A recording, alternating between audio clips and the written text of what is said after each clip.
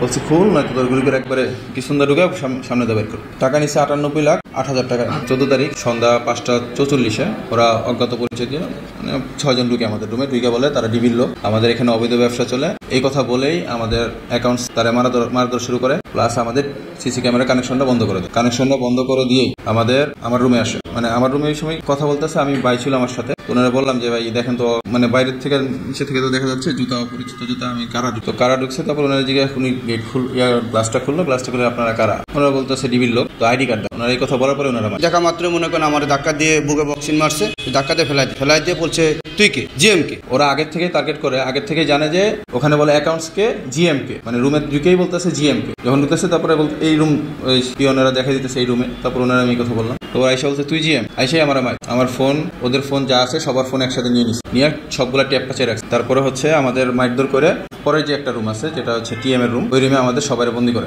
অস্ত্রে ওদের কাছে পিস্তল ছিল, দুইটা পিস্তল ছিল দুইজনের কাছে। তারপর হচ্ছে ছিল ওয়াকিটকিও ছিল, হ্যান্ডকাপও ছিল ওদের কাছে। রুমের ভিতরে আটকায়। তারপরে আরেকটা ব্যাপার হচ্ছে আনসেন্সর্ড বিষয়, আমাদের প্রত্যেকের লিঙ্গ মধ্যে আঘাত করে, প্রত্যেকের।